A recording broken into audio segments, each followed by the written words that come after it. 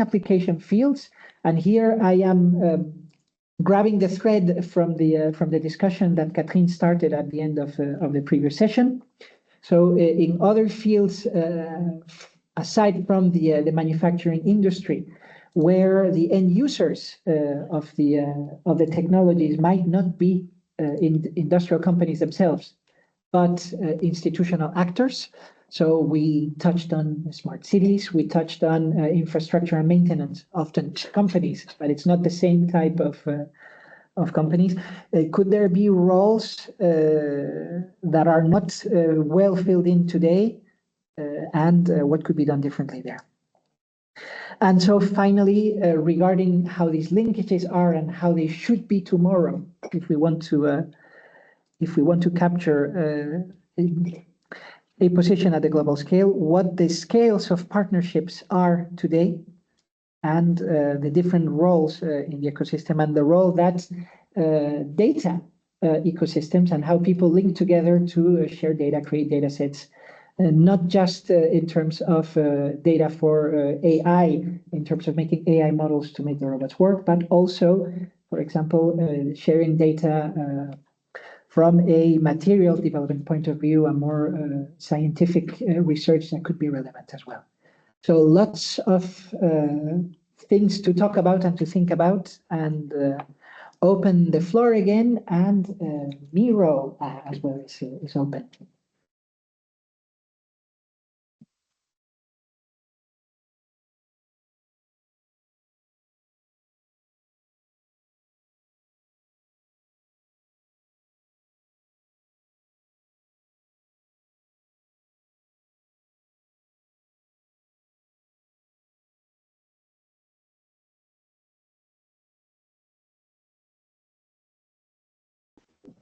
You've got a hand up online, guys.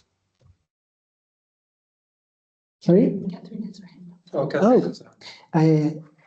I need to change my screen. Yes, Catherine. Well, I just wanted to start a discussion since Else, can type it on Miro, but I think Thank you. we have a problem in the AI-powered robotics. Sorry, we have a problem in the AI-powered robotics scheme. Is like currently AI companies, they are software companies, and they have no particular interest into diving into the complexity of hardware. So it's difficult to have them, come on board our hardware and robotics specific problematics. So it's more the people that already were on the software side of IT in industries that went into the original convergence IT/OT that are grasping AI, and that are coming, of course, into bringing AI into OT, and potentially could drive them into robotics. But the pure AI companies, like our magnificent startups and entrepreneurs, they're not really interested into diving into the hardware scheme. So the most innovative companies are not in AI, are not coming. So the second issue I see, of course, is like we're kind of nowhere in Europe, and I'm sorry to be so blunt, in terms of cloud, in terms of electronics. And for me, this is a very puzzling issue. With my point, how do we drive our entrepreneurs in AI to get interested in robotics is a problem for me. Thank you very much, Catherine. And I know that I'm opening again the same box of the discussion we had in the initial session. But when we go back to capital and to the scale of investment, the network effects that are very easy to see when you stay on the software side, they have traditionally, I would say, from my very humble point of view, almost up until last year, they were limited to disembodied AI and not to robots. And it took the phantom of humanoid robots to make people dream that coupling them with the network effects that we have seen in AI and being able to deploy them in every possible circumstance, that could be something worthwhile investing. I know that that traditional investors that we always talked about, they said it's too much effort, too many things to tweak, too much money that we're going to spend, and then the returns they will not be there. So that is for sure a problem, and I think I have a feeling regarding the conversation, the way the conversation will be going, which is very rightly so. We are very probably not going to propose that the way forward for Europe is humanoid robots with huge models that will capture data from everyone and everywhere. So we're not going to leverage so much on these network effects at a very large scale. And the impression that the robotics community had about these actors at the beginning that were trying to bring these network effects was let them. It's not going to work. It's not as easy as they seem. And I would say that there is a bit of that, and I'm very happy to have. And you know that there are going to be quite a few comments there. But even when the CEO, I think it was Figure, but I might be wrong. He said a few weeks ago, we now realize that the future of AI passes through hardware. Yes, we knew that all along. So there is a need to have them converge. I don't know if there's a need for a different equilibrium in any case. Now, there are comments from Christophe and from Rich. Well, Rich is first. Thank you. Thanks. So, a couple of things. I think we should be careful about saying AI has to have hardware, because there are many, many useful things that AI does without hardware. And if we make the mistake of saying that, it's an unforced error. We make ourselves look like idiots. AlphaFold didn't need hardware. The DeepMind tools that are generating better hyper-optimized code than humans can didn't need customized hardware. It doesn't need robots. So we have to make sure that we remember that there is AI and there is robotics, and they both have value to each other, but they are separate things. And just to, again, go back to an earlier point, because it's also pertinent here, what changed with robotics in the UK in terms of inspection and maintenance robotics was two things. The first thing was drones were available at a reasonable price point and everybody had seen them and played with them. And therefore, it was not an unreasonable idea to say, well, let's try using one of these on this, because it's not a 10-year R&D program to develop it. It's not a research prototype that will fall apart in the middle of the flight. It's something we can just buy from DJI on eBay and just use and not worry too much about it. So there, what happened was the robot had become a component that could be used easily and trusted. And it was that trust in it that worked. And if you look at the other big change, the use of legged robots in industry, basically driven by Boston Dynamics Spot.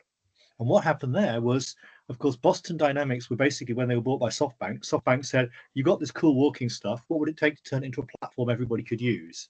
And Boston Dynamics said, a huge investment. And SoftBank said, okay, we'll make that investment. And that's why Spot exists. It was because someone saw the opportunity to create a platform and, as a large corporate, invested in the creation of that platform. And now it's a standard platform that gets used widely. So I think what we want to do is to get the requirements from industry, get people in industry saying things like, as happens in the UK, we are going to build this new piece of infrastructure with its 50-year planned life, with the assumption that the maintenance will be done by robots, because we don't want to maintain it with humans. You don't want to maintain sewers with humans, I can tell you that. You do want to maintain them with robots. So build them from the ground up, saying we will need those robots and we will have them. And then that can put the long-term thinking into that.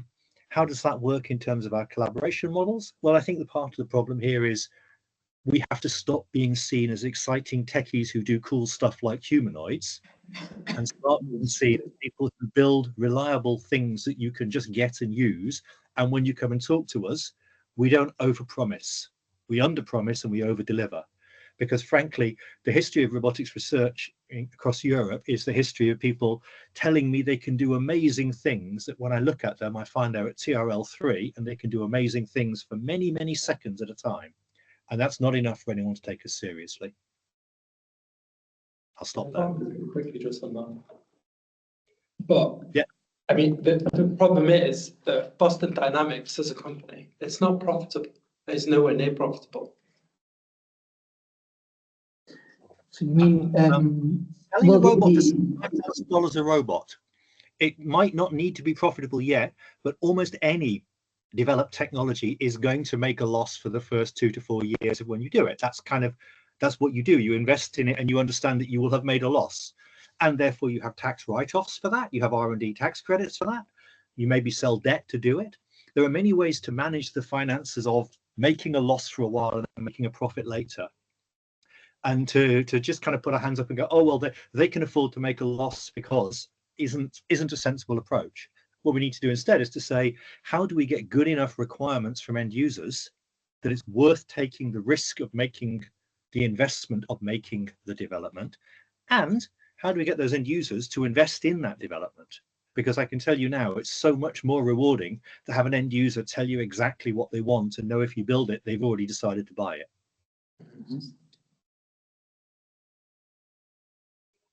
Rich, sorry, can I just, because I'm really curious. So what about like an example that's a bit closer to home? So what about with your new hand? Is that something that you can kind of comment on with regards to the kind of relationship to the end user? Yeah, we did exactly that. We talked to the end user. They said, we have a fundamental problem. There isn't a piece of hardware that does what we want to do. There are lots of research prototypes, but nothing that really does the job we need to do. And so we said, right, we'll build it for you. And they paid for that development because that was what they wanted. They wanted something building specifically for them to fit their precise needs, and they could understand that need.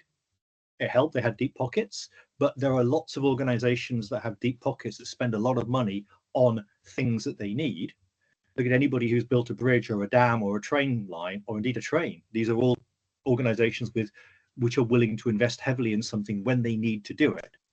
The trick is to build that relationship where they say, we think you can build this stuff for us and we're willing to work with you to do that, and we have a problem that's worth doing it on. And one really final. So how did that relationship start for you? We sold them some hardware. We had a product, we sold it, they used it, they knew what it was. They said, okay, we've used your stuff, now we know what we need now. And actually they'd used a lot of stuff from other people as well, but it was that we know who you are and we know what you do and we know what you, therefore you should be able to do for us. And it was a relationship of building trust. And if you go back to, again, my point earlier about what's happening in the UK ecosystem around the use of robotics in large infrastructure stuff, that's all about trust relationships where regulators and end users and suppliers trust each other to say what they can do and how they can do it and what they can't do and when they can't do it. Now, I'd like to go a little bit deeper on that bridge, and if you will allow it, still use you as an example. Now, you are talking about a specific need, and there had already been a lot of effort, of R&D effort from Shadow Robot for many years to get to a point where there was something that was robust enough. Now, robust enough and that could do the job, so effective. Now, here the way that we are talking about it, it's almost as if it should begin with the dream of what we want the thing for. And if it is compelling enough, and if we think that we can get there one day, then people will align themselves and work together and invest. My personal experience so far has been the same. And when you can build a relationship with the person who's going to use it, and sell on the dream that well, look at how things would change if you had that.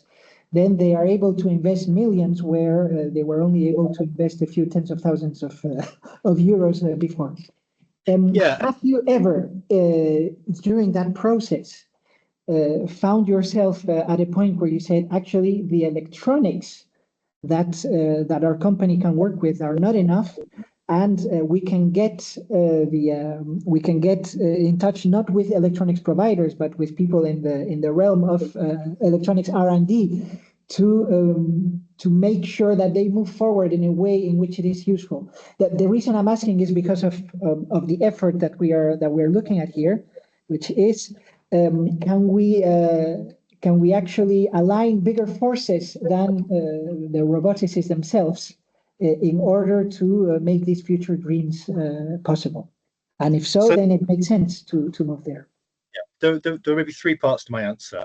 The first part is a book by a guy called Neil Rackham called Spin Selling, which is about understanding the actual needs of customers. And when it came out, it was revolutionary in how people do large commercial sales. It's worth a look if you haven't read it. The second thing is to say, you're absolutely right. If you have someone who has the need and you've understood that need and you can explain why that need has value, then lots of things can be unlocked and they can happen. And that's how to get people aligned behind a problem and to get people to invest in it. And on your third point, when we undertake a commercial focused development, the last thing we do is put a highly speculative R&D problem on our critical path for delivery. We would be insane to do that. On the other hand, as people in this room will know, we spend a lot of time talking to people in other fields and saying, yeah, if you did something like this, that would potentially be useful to robot people in the future, because we're going to need electronics more like that. We're going to need something more like that. We don't know exactly what yet, but if you're developing sensing technology, then remember that over in robot world, we like things like this. And these are our kind of goals and requirements in robot world. But that's essentially being the end user for someone else's technology roadmap.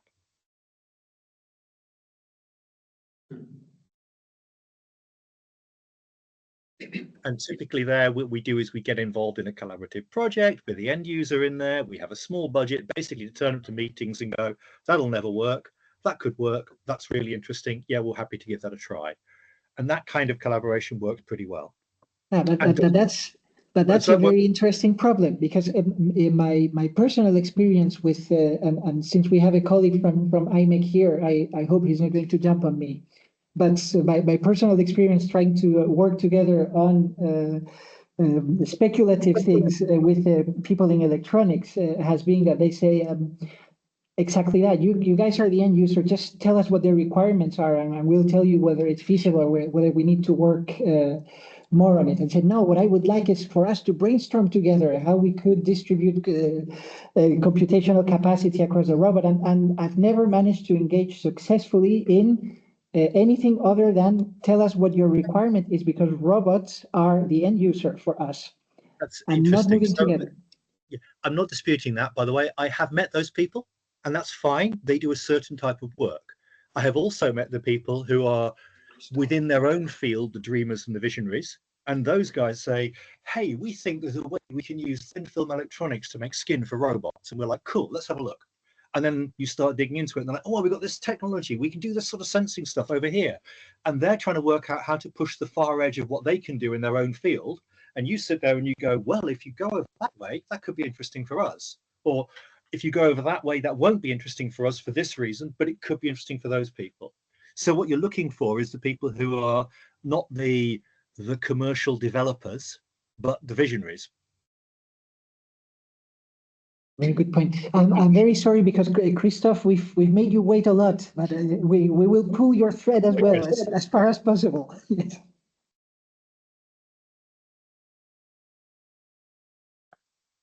Who is muted? Oh, Christoph is muted.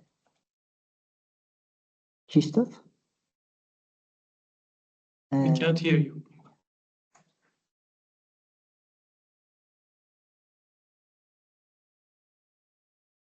No.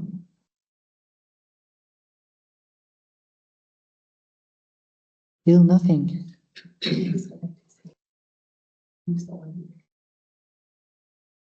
We cannot hear you. No.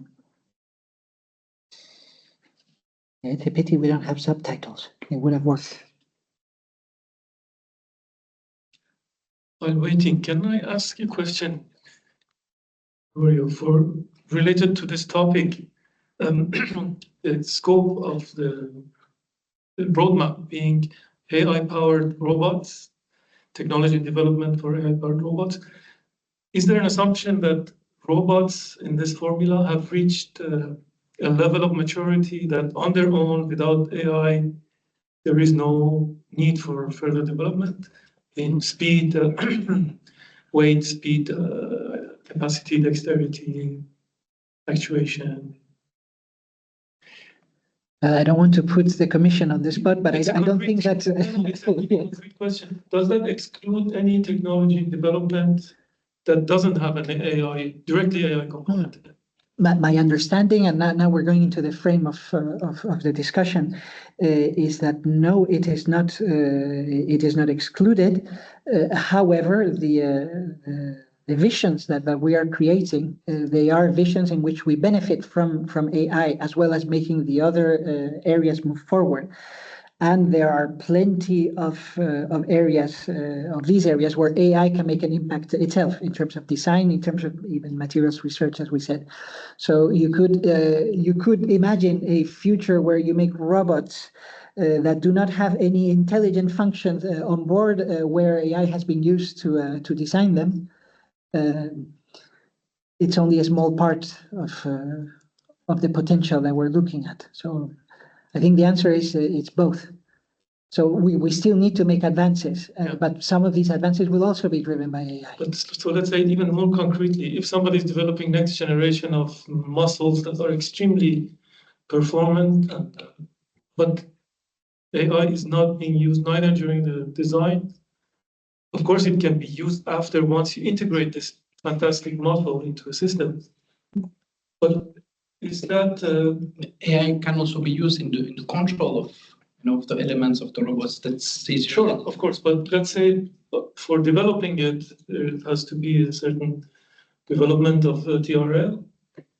And if the idea is there, but AI is not directly present at the moment of development, but maybe it will become extremely important after a few years. I think we have the example of soft robotics more in general. It is indeed, we are thinking now about the purely hardware part and the AI component of the robots. But we have considered, for instance, that soft robotics is also a field where we need to make progress. Right. And AI can also be used at the end when you have, because soft robotics can be integrated into more classical robots. It can be one of the elements of it. And it is still smart robots that are integrating this type of technologies.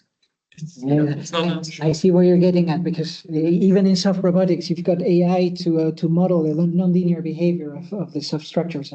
Sorry, Christophe, can you try again, see if your microphone works now? Yes, can you hear me now? Fantastic. Okay, perfect. So Linux is not always easy to tackle, but I'm really happy to use Linux still.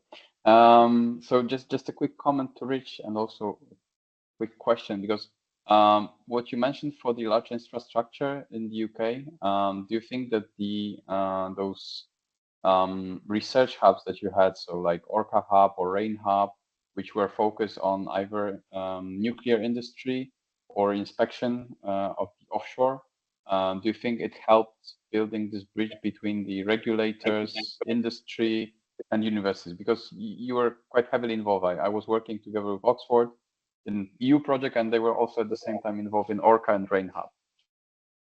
So yeah, I think you're right to pull those up, because I think both of those and the work at places like the Robotarium and Oxford Robotics Institute and at Manchester meant that there was continuity. So the people in the regulators were talking over multiple years with people who were interested in the problems the regulators had. The people in industry were talking over multiple years with people who they had continuity. It wasn't a kind of a 1 or 2 year engagement where they came and they went. It was over 4 or 5 years. We're building some capacity and building trust and building those relationships. And I think, yeah, that's a very, very good point. I suspect also that there is I hesitate to say a cluster effect, but a geographical capacity effect. So it's relatively easy for the University of Manchester or the University of Birmingham to run a hub around nuclear and engage with Aldermaston and Sellafield and Harwell. The geography is good, the distances are not too bad. You can get there and back in a day and have a useful meeting. So that plays a part. And the ORE is, for those who don't know, it's Offshore Renewable Energy Catapult. It's a research centre basically doing up in Scotland, doing stuff for historically for oil and gas and now for wind. And that again is in the right place geographically. So I think there is an interesting point here about there's not that much point someone in the south of Spain trying to form really dense links with someone in the north of Norway.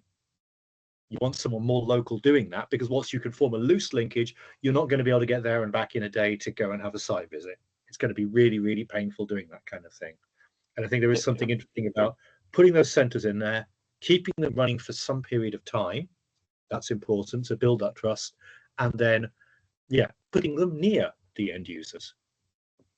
Good question. Yeah, and I know from this tight bonds with the regulators and the infrastructure, they're still working on that. They are having more and more tests of on the facilities, and in nuclear industry it's even really hard to put the robots in. So they're finding the way to, I don't know, check the perimeter of the facility or anything like that. So I know that they are really pushing it forward, and there's a huge need from the infrastructure providers, because they have real problems, like 100 years problems of decommissioning, and if you cut it like 3-4 years, they're really happy to do that. And these are substantial projects, and the robots are really tiny bit of it. I mean, in terms of costs. And again, it comes from need. The point that broke the ice for flying robots in the nuclear industry was when they were doing a plan for a site inspection, and the plan involved, basically the best option involved a helicopter with a person on a rope hanging from the helicopter in full protective equipment being lowered into the piece of equipment, the chimney, to do the inspection, because it was sufficiently radioactive that there was no other way they could be there for a short enough time. And everybody said, you know what, if we're thinking about flying a helicopter and dangling a person on a rope from it, maybe we should try robots first. And that's a particularly extreme case, but that was the thing that kind of caused people to go, actually, we can do this differently. We have a strong enough need to be willing to try an alternative. And that then seeded a whole bunch of other activities. Yeah. And also, quick comment, because I really like the hand that you developed, but you were really lucky to have such a client, because this is research institution as well, and with the deep pocket, as you mentioned. So they didn't lose interest in the project. So this is cool.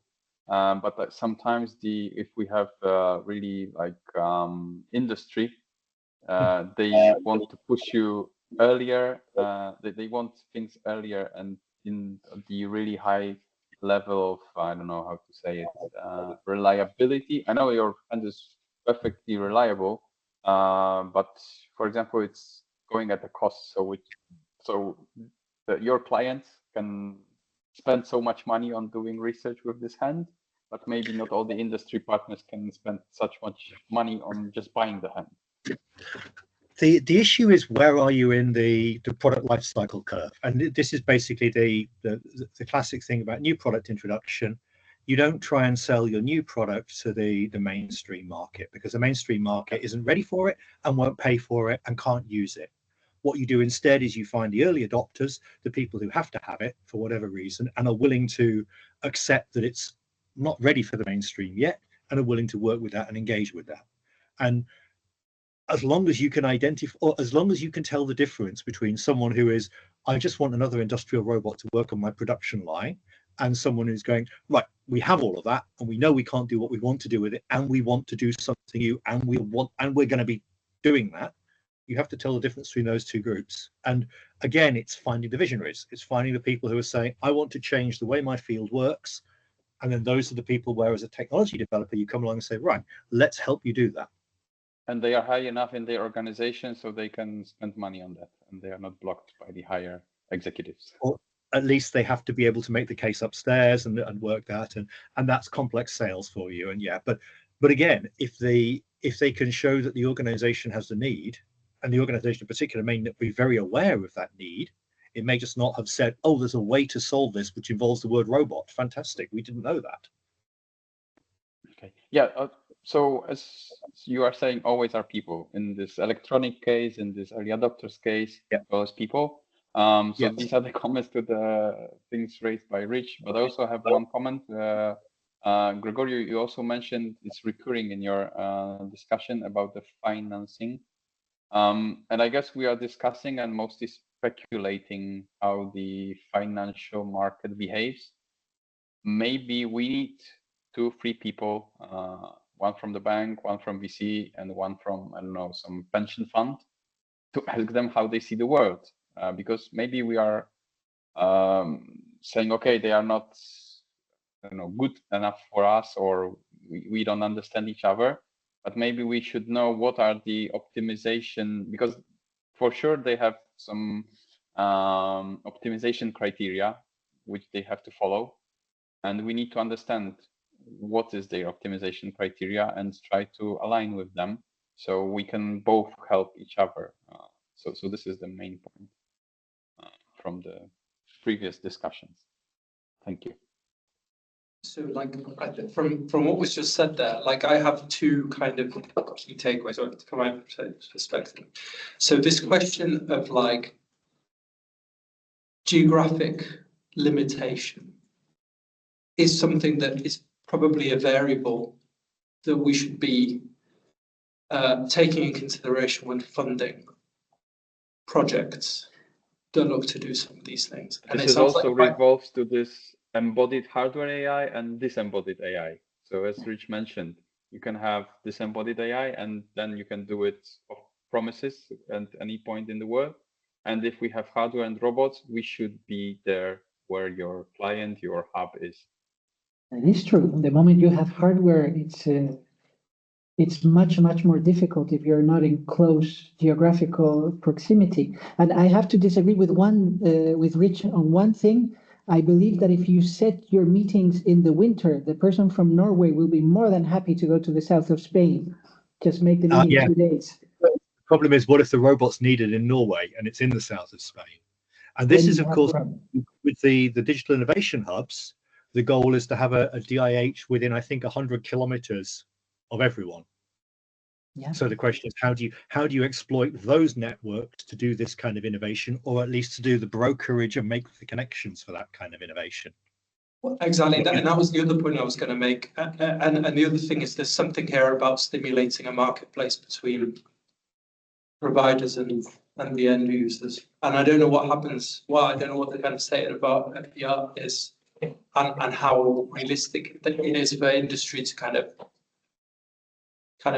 publish the use cases that they're. So it's interesting. The commission has the bit of the commission that does the exploiting results from previous projects and disseminating results from previous projects has started organizing industry-focused brokerage events at conferences and things, and paying for the startups with the innovation, or the people with the results. They're paying for them to go along to these brokerage events. So they're basically getting large industry to come along and say, we have a bunch of problems around in the smart city. There's a smart city one that came out a couple of days ago. So EXCO is doing some work in smart cities and digital twins. Great. Do you have a result from a European project that could help with those digital twins? And if so, pitch it to us and we'll pay for you to go and have the meetings with EXCO at this event. So that is happening a bit more than it used to. And I think that kind of mechanism, forcing people by giving them the funding to do so, to turn up and have those conversations, is very, very important. And when you talk about the types of people that are finally driving things forward, that can brainstorm together, I'm going back to an earlier comment of Rich's. You don't talk to the salespeople. You talk to the ones that are more apt to be brainstorming in the background, and in the end, what makes things strong is having, I wouldn't say a group of friends, but at least a group of visionaries that can meet together, hopefully not too far from each other on a regular basis. I would have two thoughts about that. The first one is regarding digital innovation hubs. The initial basic idea of digital innovation hubs was not so much the network as the local hub where people could be within reach with different disciplines and aspects. So it then got expanded as things do into a European network. I was lucky enough, say it like that, to be in charge of setting up one of the two DIH in the Paris region. So I was very involved on both the local and the networking side. And however, the types of actors that have emerged to operate these hubs, they can be in touch with the types of people that Rich was mentioning, but they are not themselves the types of people that Rich was mentioning. And I know that if you talk about the research community, for example, in robotics itself in Europe, all the good guys and girls know each other, and they meet regularly at events such as the one we're in today. I wouldn't, I mean, I'm going to moderate my comment. It's less the case in terms of industry, especially when you get to end users. So you have a few such as Delphine, actually, that are interested, that come from the field of robotics, and even though they might be in end-user companies, they're still interested in what might come up in upstream innovation. But if we talk about creating and sustaining the type of transverse community that will extend beyond robotics themselves to these other areas, and also vertically into the end users that can help shape the visions and have demands that cannot be yet met, because we're talking about walking a path. It's not so easy. But I think that's exactly it. It's that there's that kind of discoverability element as well. So discoverability of bits of the value chain that you have absolutely no idea about, and actually so this is part of this linkage question, right? And I'll contextualize it in the kind of European policy framing, right? So we have all of these industry partnerships that focus on batteries, advanced materials, high performance computing, and lots of others. And so then, is there an opportunity, or what is the opportunity to try and make these feel a little bit more connected? So the obvious things, and this is already being done, is looking at the different research and innovation agendas and how those research and innovation agendas are basically coordination on a level, and looking at how the research and innovation agenda for robotics, let's say, can influence on the development of advanced materials, or batteries or anything else, and are there other ways, slightly more creative ways than doing that, that can help to stimulate those aspects of discoverability, and kind of enhance the value chain for us? Does that make sense to the question? To me, it does. Or as a comment? To me, it does. You make me think of the Impressionist painters. They say, well, if they will not let us into the mainstream and we're thinking of something new, let's make our own thing, and people start going there because they talk about more interesting stuff. Yes, and I think that's the point. At a kind of high level, that's how innovation kind of happens as well. It's not necessarily about the people you know, but it's also about the radical element that can push you in a direction that you never considered. I see Rich wants to react. Yeah, just picking up on this. So, as you know, ICRA we have spent quite a lot of time pinging the other PPPs and going, we should really talk more, and that didn't really happen for several years.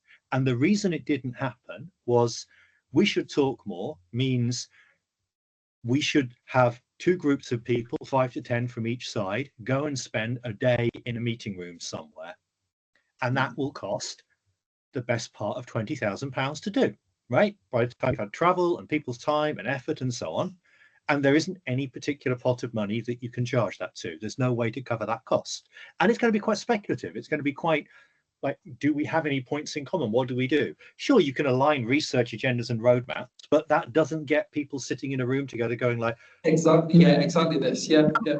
welding stuff.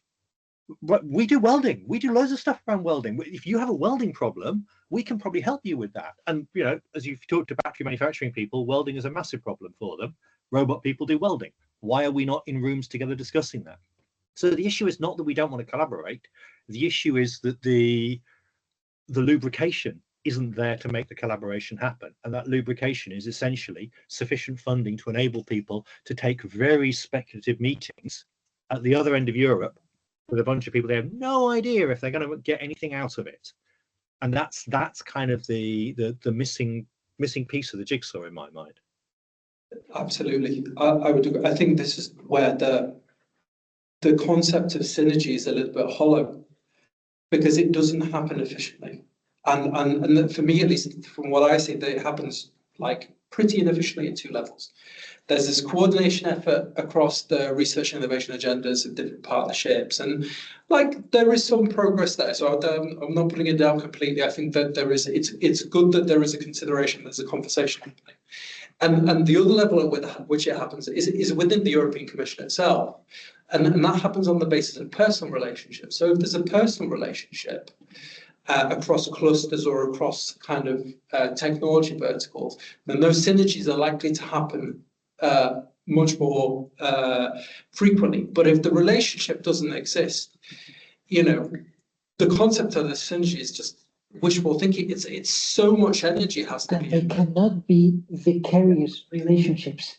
So you cannot have intermediaries that are specialized in making the connections. It's the people who have got the ideas and drive that need to be in touch with each other directly.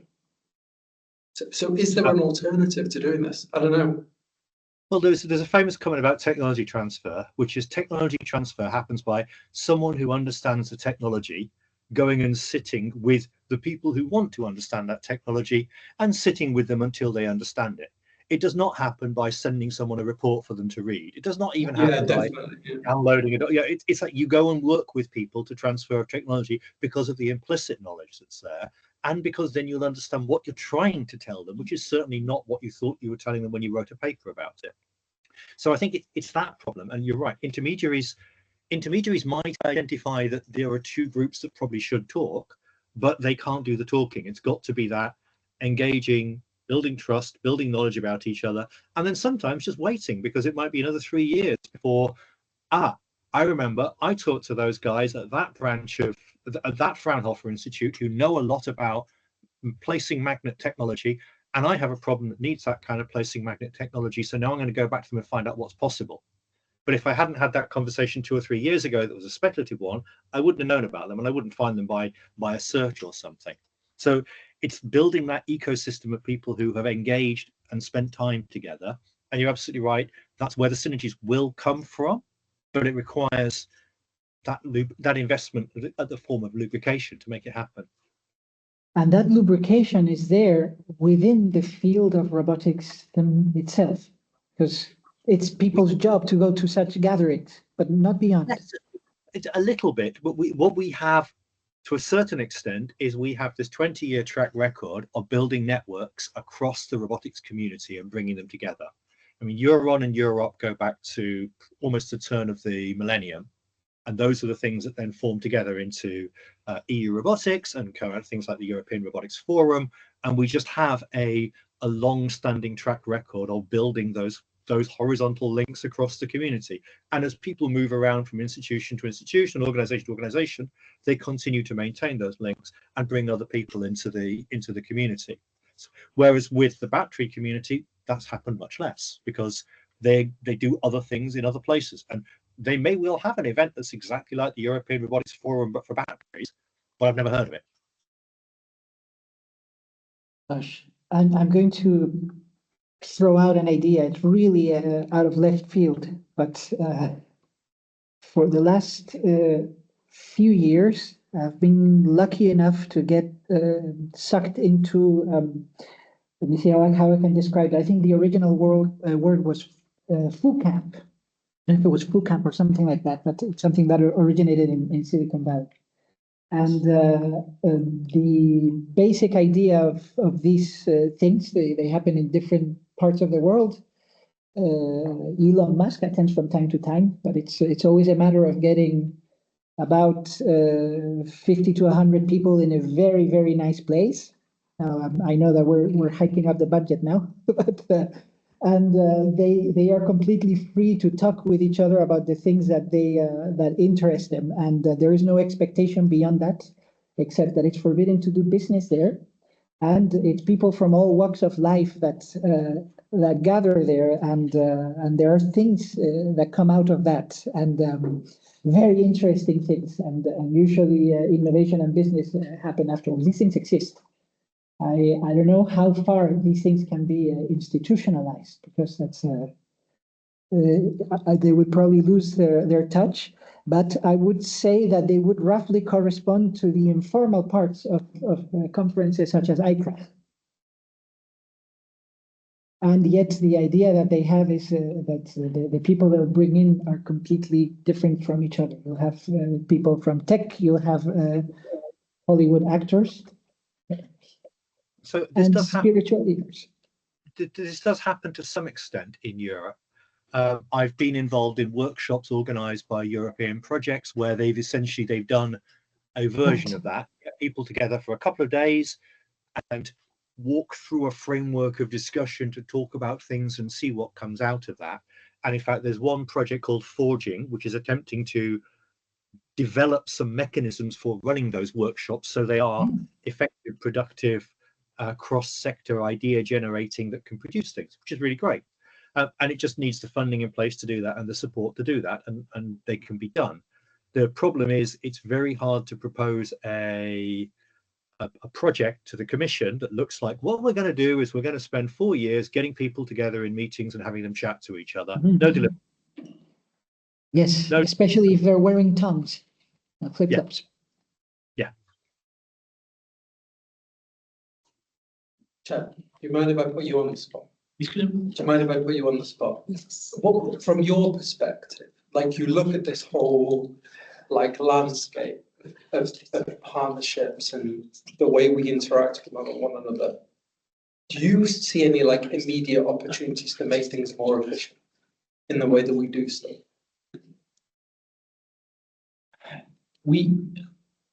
I think we have to concentrate. We have to realize already what we are doing, what we're doing, what is good from our partnership. We have produced good things, not only negatives. And this is already something good. Specifically in the field of robotics, I think we had the largest civil investment in the field of robotics in the world. So EU is investing a lot in that. So, and we have leaders in the field of robotics in Europe. I think if you take, this is our usual PowerPoint presentation, we are really active from the lab to the market. We have not to forget that. We're working with the PPP. We have funding research and innovation projects, low TRL, higher TRL. We have the ADs and the TEF.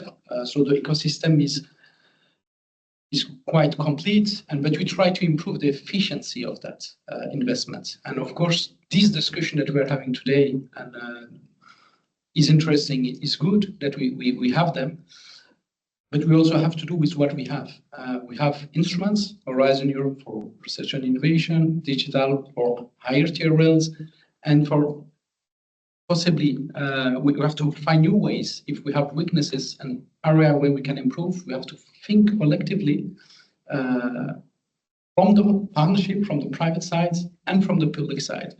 I cannot say off the top of my mind, do we have a ready solution to apply? No, but the fact that we are discussing that together is already something good, and that we have to continue those discussions to find best way to, or more efficient way to progress in the field. And I have to say also the way that particularly the A1 unit is working now across clusters is kind of a step change in the way that the culture and the approach from previously. This is something that has happened very recently. So we have increased. We are already working with other within the EC, with other services of the EC, but this has been strengthened with the GenAI4EU initiative, which robotics is one important part of it.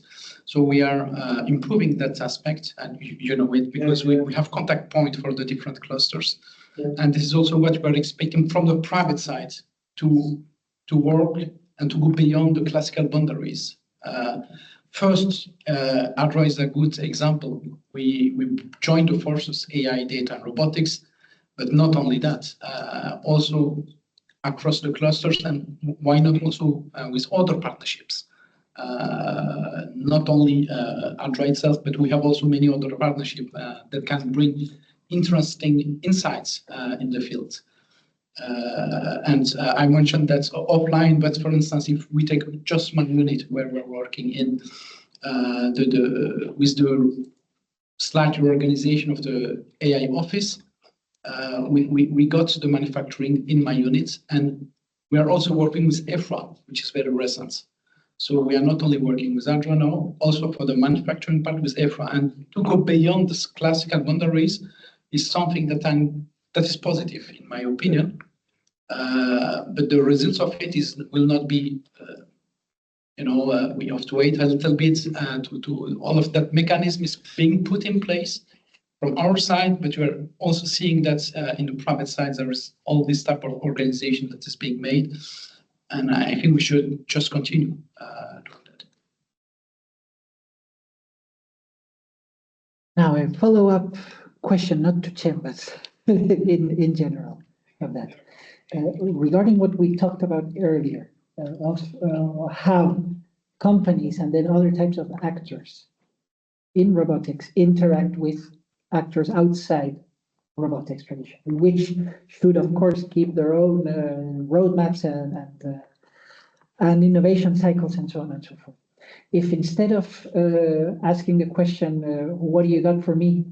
I need that, and having this, I would say, on-the-spot interactions, as we do today mainly, we were able somehow to have some closer long-term collaboration where they brainstorm together with us. Do we think that that would lead to something different? That would lead to a different types of robotic concepts that we cannot imagine today, or are we dreaming in vain? So I reckon there's something to, and this is connected to what you're saying, stimulating pre-competitive collaboration. And pre-competitive collaboration that's a bit unorthodox, and then you try and get the larger players to work together on identifying use cases for some of these potential technologies. Because that's the only way you're ever going to, it comes down to get them out, together around the table. Get them around the table. It's happened. So there are examples in quantum where this has happened. And there are other areas where you could potentially organize around this. It's just a very challenging thing to do because there are very strong vested interests. I think, Catherine, didn't you mention the one on quantum? Somebody, I can't remember who referenced it. No, on a different occasion. But I think there's, especially when you come back to looking at everything from the global marketplace, you're never going to be able to get scale otherwise. So it would make a lot of sense if this was driven by the robotics community. And then the robotics community cannot drive it without having a clear vision of what these exact needs would be. But there is already the... I disagree.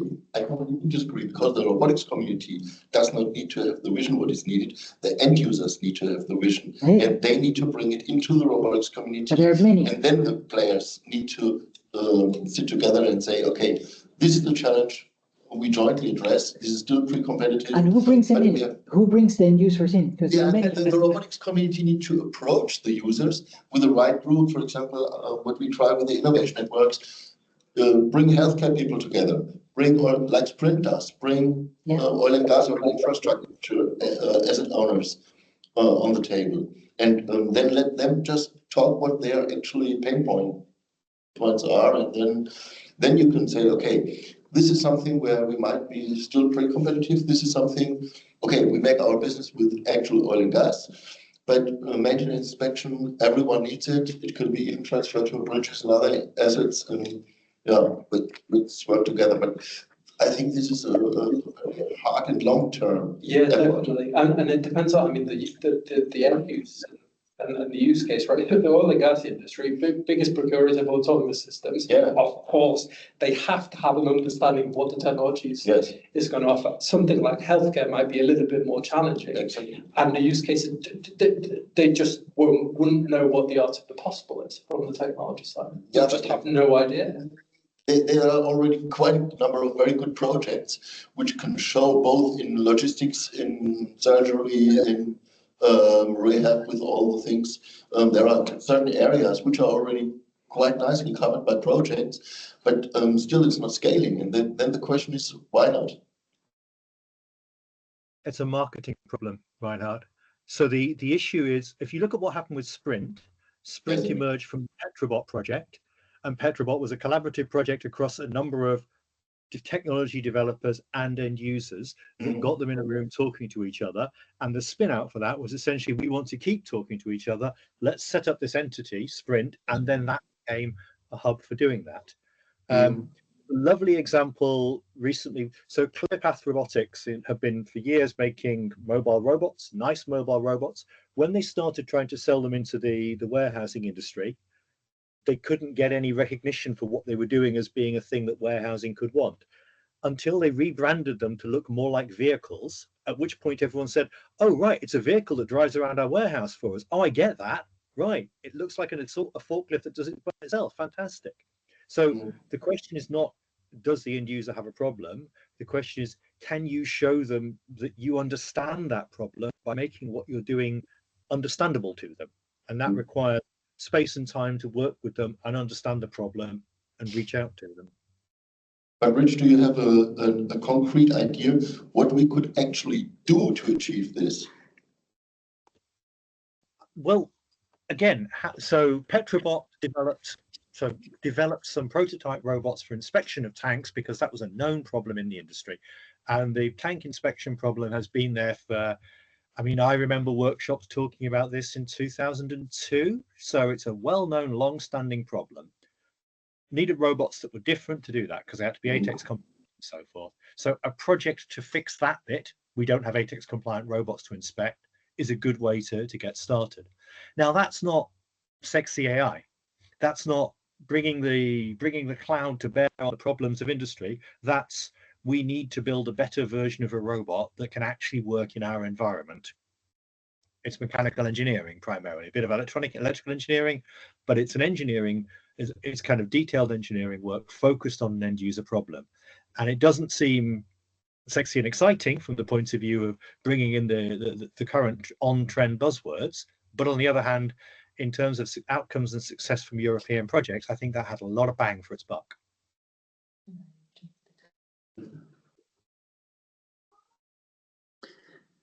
Could probably offer a few examples where an unsexy mechanical integration project leads to multi-billion euro markets.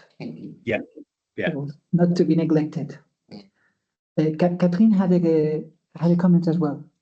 Yeah, I just wanted to say that it's an interesting way to have the different sectors and major groups, or even smaller entities, to regroup and have them talk in front of us of their issues, so that we can see whether we need pure robotics, AI robotics, or we don't have currently a solution to work on innovation on the solution. In France, we do have transport companies that are actually gathering, and they share their experience on, oh, I tried this robot and it wasn't successful, and I had this problem and this problem.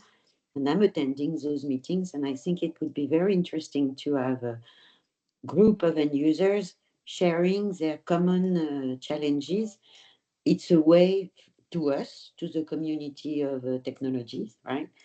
So that we can, show them and answer them that, yes, we do have solutions that somewhat they don't know about.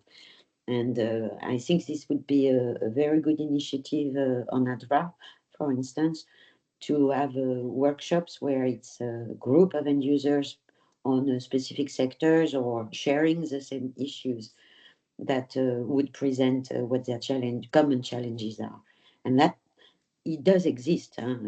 People gather across the same industries and share their problematics because they know they cannot sufficiently finance a very dedicated machine just for themselves, even huge groups. I have the one with SNCF, RATP, or railway, tubes, metro and subways, and sharing as well with the construction. So I think we have to identify on our side which sectors that we believe we can bring solutions to, and maybe AI-powered robotic solutions too, and try to gather those end users in the room with us. Say, share your problems. I believe it would be a very good initiative on ADRA to drive end users to come and express their needs. So I attend those meetings, and that's very useful because I can tell them there's a solution here, there, and they just don't know about. That's all. And finding a way of having conversations such that competitors will be able to speak freely as well. And what Rich was talking about earlier, the project that led to Sprint Robotics, and we've been involved in some follow-up projects. There are already mechanisms within European projects to involve end user communities within the project, within a particular project. So it's a reduced group of robotics actors. I am sure that something exists that goes beyond robotics actors, but the ones who have been involved in were always limited to the robotics community. And then users, for example, bringing one or two from each sector. So I'm thinking of the RIMA project. So you had a few from oil and gas, you had a few from, and all within individual EU projects. Is there some other way to do it? I'll just jump in on that, because something that's very important here, going back to an earlier remark, is it's very easy to get the same people from the same players who have a business development stakeholder budget so they can go and travel to meetings and workshops and be the usual people in those meetings. They're easy. What you actually need funding for is to make it easy for the people who can't go, people who are in their late 20s, early 30s in their career, not in their late 40s, early 50s, people who don't have a travel budget, people who have trouble persuading their boss to let them take a day out of the office. And how do you make it easy for them to spend a couple of days at your workshop? Because they're the ones whose minds you want to change. They're the ones you want to get involved, because they're the ones who are going to spend the next 20 years in the industry championing whatever the insights are that you've got them on board with. So I'd say, think about those mechanisms that make it really easy to get early career people in industry to engage with long-term R&D programs like ours and become regular attendees and regular stakeholders without them having to argue for budget and having to argue for the right to do so within their own organization. Just an observation. That's a wonderful point, Rich, and we have to note it down, because we keep talking about the future with people who are in their later career stages all the time, in all respects. Christoph, you had a comment as well. Yeah, so I'm lucky I'm at my 30s, so still in the group. Don't rub it on us. I just wanted to mention, because about this trust from the end users, and I guess the one option is that we already discussed with Rich, is these hubs which are built in the UK, but also there were a couple of success stories in Europe, and especially Catherine, I recall it was from France, from Total, and there was this Argos challenge. And directly from this challenge, we have two good spin-off companies. One is Energy Robotics from TU Darmstadt, from Oskar von Strick. And this is running well, and they are, I guess, thriving and providing the AI software platforms for autonomous inspection. And the other one is from Switzerland, which is Robotics. And these were exactly from the needs of the end user. So Total organized the challenge because you need to inspect the remote offshore platforms, and you don't want to send people there because it costs a lot, because you have to train them, you have to send a helicopter there. So this was directly from the needs. You gain the trust because we're solving solutions. It was even way farther than Rich's telling. This is not only like discussion in one room.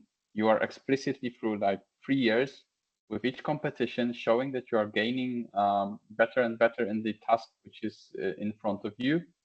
And you talk to the end users, because at every such a meeting you have this part where you have networking, you can discuss. And this was really cool. And this is exactly what also happened in the US. All the DARPA challenges are spinning off companies. So all the hype about autonomous driving started with DARPA challenge.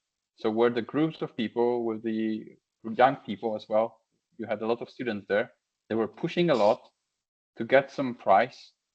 If we just turn I know we had some challenges like Robotics League, anything like that, but the prizes were not like staggering. So it's not like 1 million euros for the team. Then you really push forward and compete. And also when you talk to the DARPA challenges, the funded teams in the end got like $4 or $5 million to start the competition, to take part in the competition. So you can be really serious about the competition. It's not just the scientific club at the university, like sticking the things with the glue, hot glue. This is really things that you can push forward. You can put some PhD students, and then it's really working. And then you have this prize on top. So you have a couple of teams on the level grounds because they all get funding. So there's no discussion, okay, you are from better university, I'm from worse university or less funding country. And then you just show how you can compete. And then you just get the prize. And this is really like getting into the end users, because this is solving their problems and they see what is working, what is not.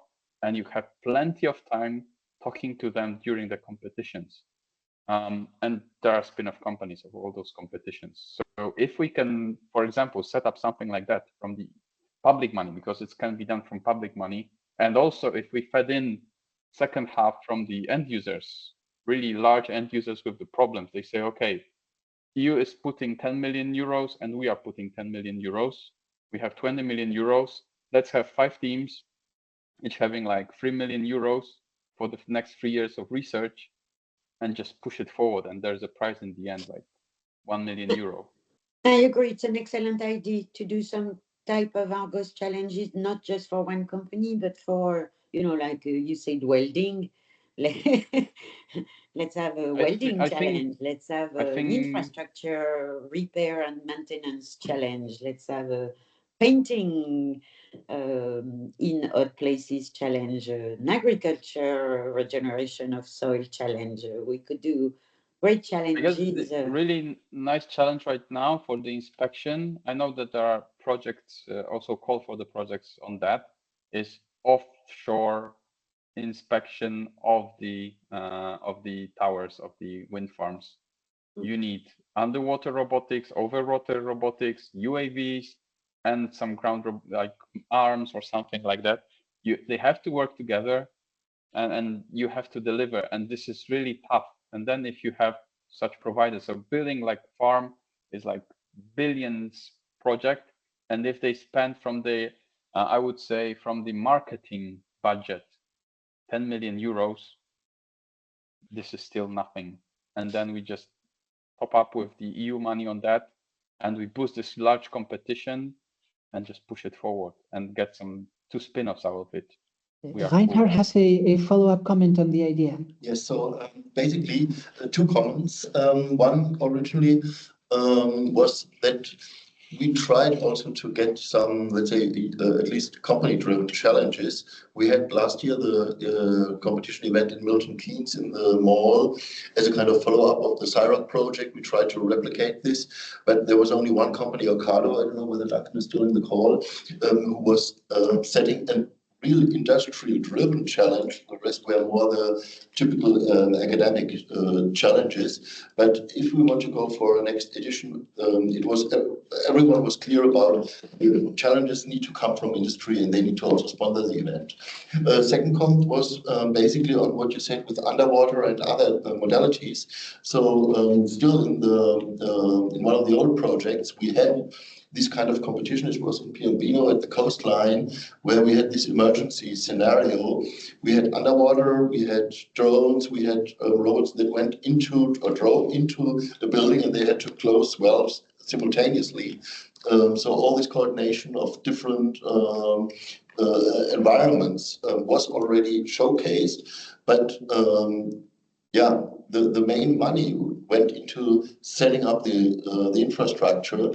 And if you want to do it right and want to do something like that, there has to be public money to set, for example, the infrastructure or provide the scenarios, and then a lot of company money to finance the teams to come to bring also, let's say, for specific scenarios, their own stage. So that the challenge will be attractive enough. Enough money, and many of the teams. When you want to attract teams from industry, I don't know how to do it better, but giving prize money like DARPA also does, I think this is beyond European scale. I just have to react on one thing, and I'm sorry before Philip. He said Milton Keynes. What madness drove you there? I lived in Milton Keynes. That's where I met my wife. But running a challenge in Milton Keynes is not something that will generally make it attractive. He's got his hand. Yes, I think it will be useful. Just one thing, because it's exactly a follow-up on that. I was lucky enough for part of my career to work in the innovation cell at Airbus. And we had probably more resources than they should have allowed us. But we operated with the internal challenges that we set ourselves, which was wonderful. We told the bosses. And I remember specifically, because we had one on electric flight, we reached out to any discipline that we thought could help. And we actually put together a prototype with battery experts where they agreed by some crazy turn of events to make a battery made of grapes. So they said, you need the batteries to be much lighter than they are today. We cannot do that for you. But if you want to show that it's possible, we'll just give you a bunch of chemically dangerous grapes. So the cells will be put into plastic bags, basically, and you can put that on your thing. So when the challenge was sharp enough, they said, we know we cannot do it with current technology. So we went out and got the people from the other disciplines. And they thought that they would get a lot of money at the end. That's a different story. They were able to do things that they would have never done in their normal development roadmap for batteries. With that, I close and give the floor to Duncan. It was Duncan that had excellent. Yes. Sorry.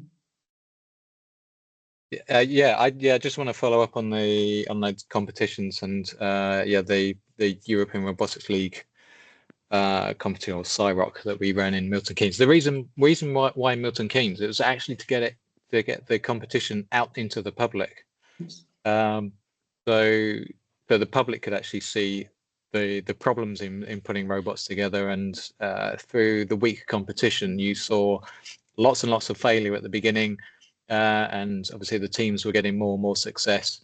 It worked very well when it was funded for the travel. And the teams working in public, I think there's a bit of extra pressure on them to make sure that there was some success, and obviously they were competing against each other. We weren't going for prizes on that one. It was more turn up and compete. So they did know the scenario beforehand, so they could come with some preparation. But most of the activity was during that week. So And I'm a bit conscious on some of these the competitions that you're not just trying to get some free resource.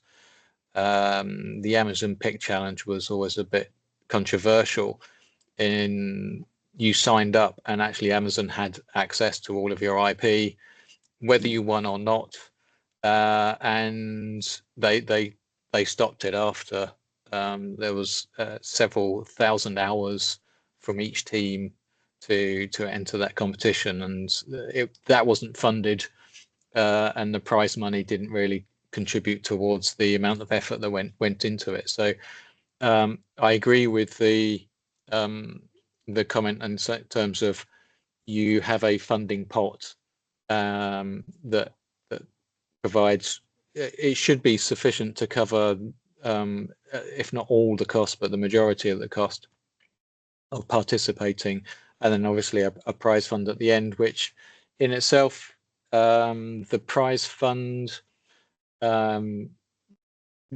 be a dramatic change, but it would be a contribution to continued work, maybe exploitation. Could be some support for exploitation of the results, but obviously it's the publicity that goes with that that's quite important. So yeah, kind of the participation and those results would be very useful, and it would be great to get the next version of CyROC running again with some more industry participation, so that can be much better funded for the participation. Duncan, do you mind if I ask you a question? So, like, besides Ocado, obviously, why are these other companies so cheap? I mean, Amazon, multi-billion company. I understand what I mean. This just feels like you know, a shot below the belt a little bit. But like, why are they acting in this manner? And then you've got a group of individuals who are basically testing these technologies against potential use cases. There's the developing talent, so it's potentially a talent pool for these industries. Why the kind of cheap approach? Why is it so difficult to get sponsorship? Because the result doesn't translate into a commercial solution. As you said, I think it's the talent pool is probably the most interesting part of it.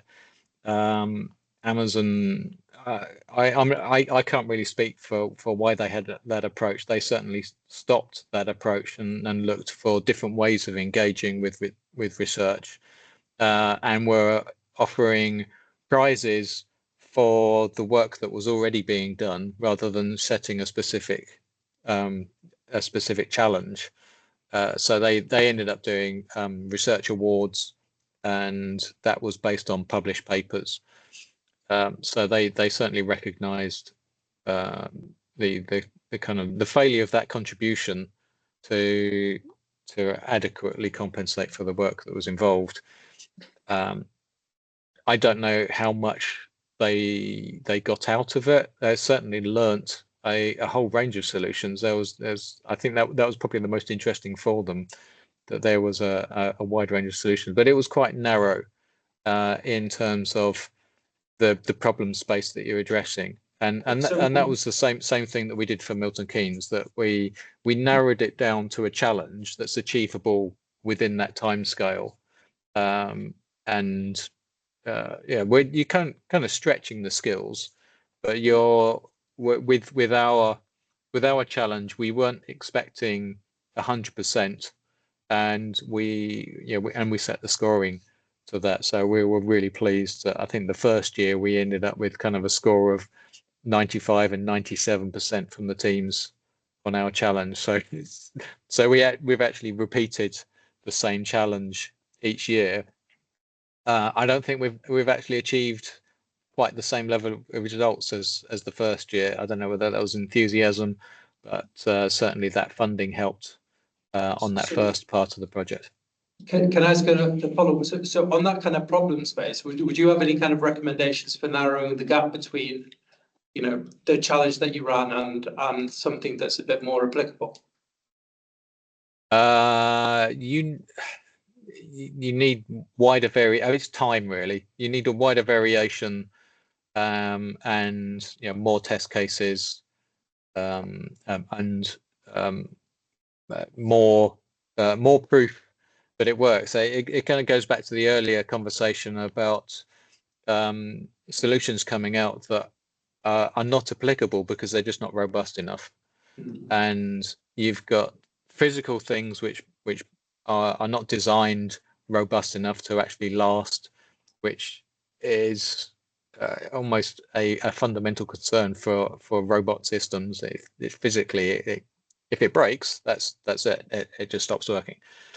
And in terms of kind of the intelligence and the control, it's about the whole range of environments. So once you take something out of the lab, it experiences a much more complex scenarios, and just starts going wrong. And actually, with I can say from Ricardo's challenge of manipulation, we still have scenarios within our controlled environment that we know the robot's going to struggle with.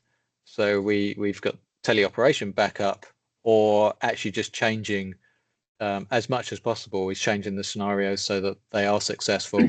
And you can look across all of the areas of robotics. When you start expanding the use cases, the autonomy and continuous autonomy is a big part of that challenge. And both hardware and software let you down, but in kind of somewhat in different ways. Sometimes the hardware is just a limitation to be able to achieve tasks, as well as the hardware physically failing, and the software has got to recognize those situations. And I think the AI, the foundation models, and tuning those is definitely proving a good path, but they're still falling down on those variations. So I think it's very difficult to include that level within the frame of a competition, but things again, like with putting the environment in Milton Keynes, it's actually out in the supermarket, or the shopping area, and the lighting changed during the day.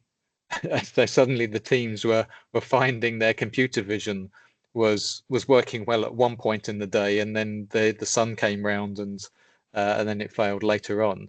So they if you did the judging in the morning, they might have a completely different result than if you judged that competition in the afternoon.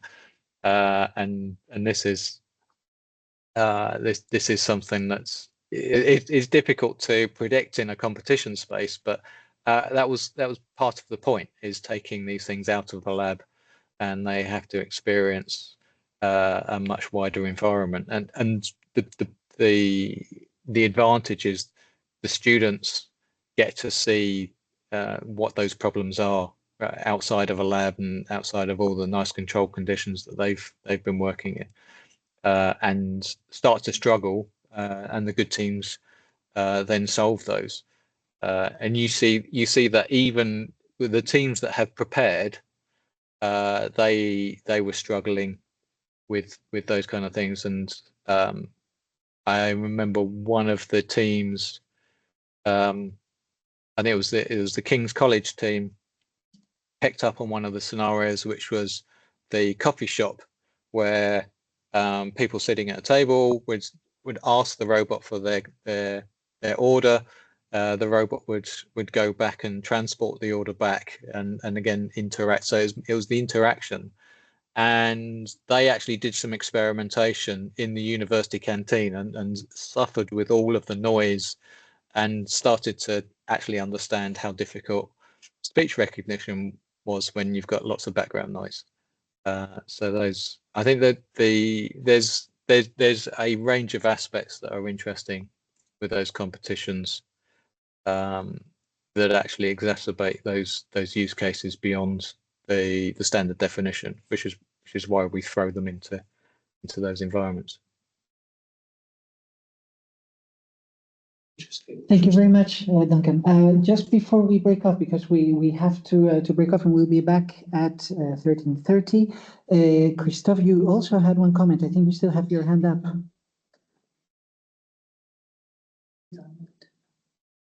Oh, your hand is not up anymore. We can see you talk, but we cannot hear you talk. Okay, yes, so I pushed the wrong button, sorry. So regarding the competition, so I was also like organizing one of the events in Poznan, but still it was no prize involved, no support for the teams. And just to say, it is the same happening with what happens with the startups. So they dream to be sold to the US company, and the same with competition. Our main universities going to competition to the US. The same happening for the autonomous formula, which is IIS, which is happening in the US in Las Vegas. The winning teams are from Europe, which is Polymorph and TUM and Unimore, but they are doing this in the US. So US is organizing we have best competing teams in the world, but the competitions are organized by the US or Saudi Arabia, what is happening right now. So maybe we have the capacity to organize really huge event with huge prizes here in Europe. And this also might also resonate because as it is mentioned at the Argos website, they found, because they had a problem with this burning oil field, so they have to evacuate all the people. So they moved into this open innovation approach. So for the company, it's not the direct benefit of having the solution, as Duncan said, but what you have many teams testing different solutions, so you can learn what is working, what is not, and then you can transfer it. So you openly gathering all the knowledge, external knowledge, without sacrificing your resources internally. And this is the same happening with ESA. So they have this open science innovation platform. So you easily in 1 month get 100k euros to test some ideas. So you throw the idea into OSCE platform and ESA, and then they are saying, okay, we want to test it. Just you have the 100k money, just test it and give us a feedback whether it's working or not. And this is their open science innovation platform that they have at ESA. So there are a couple of solutions that we can have in Europe, I guess. Yeah, and we can having run it them called differently. open. Yeah. Yes. Sorry, no If longer because you have the your money is there, if the money is there, we can run them differently. Of course, you can run the same thing for a different purpose. Thank you very much, Christophe. I propose we take 10 minutes and come back at 35 relative to what we said. And so as Meishan said, you are very welcome to have lunch with us. It will not be provided through the screen. There's catering for us there. We can come back here. Okay. Yeah. So we'll be back in 10, and thank you very much.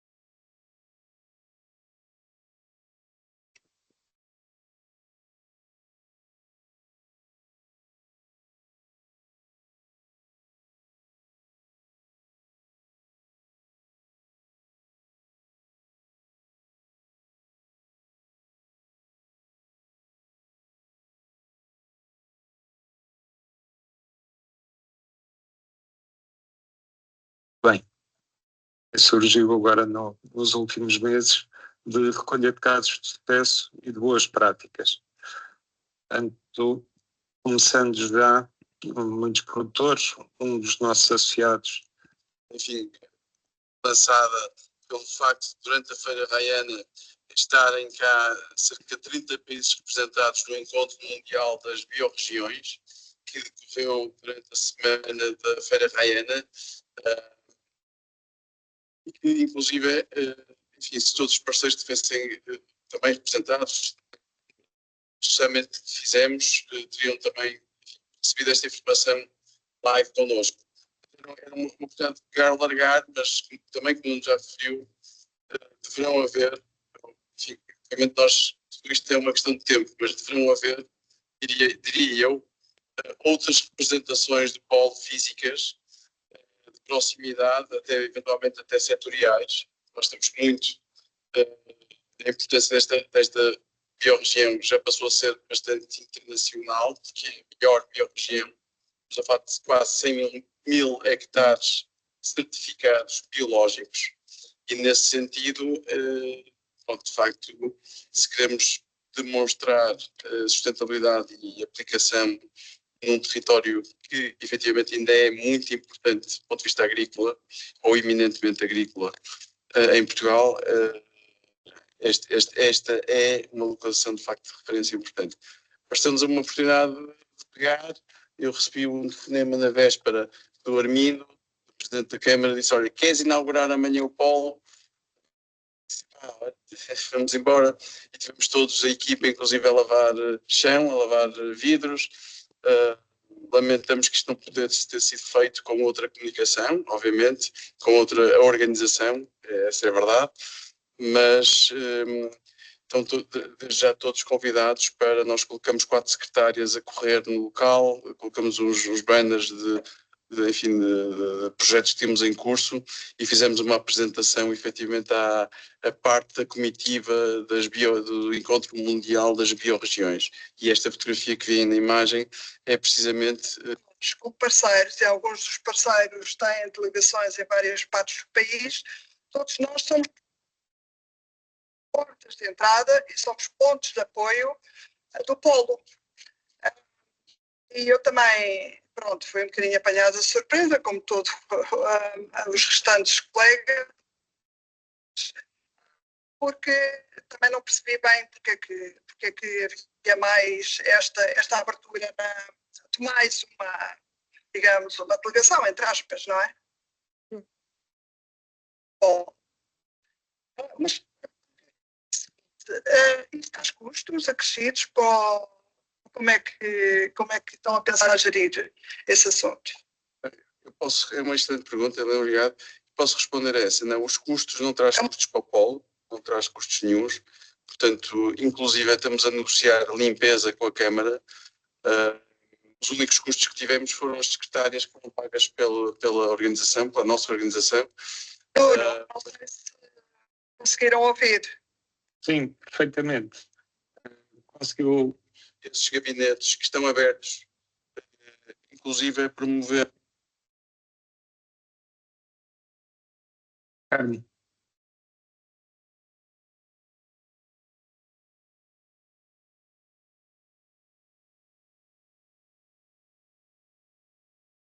Não estamos a ouvir.